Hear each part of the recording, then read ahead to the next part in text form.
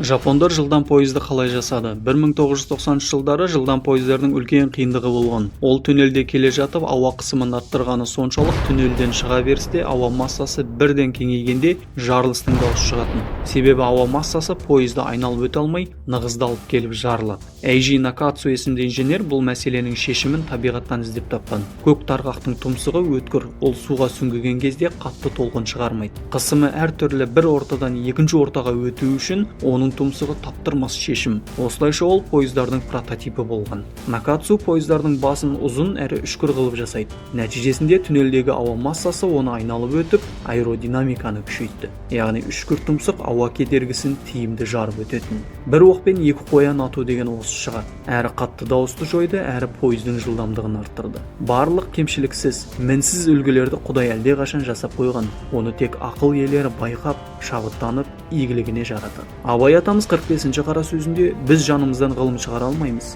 Жаралып, жасалып қойған нәрселерді сезбекпіз, көзбен көріп, ақылмен біліп дейді.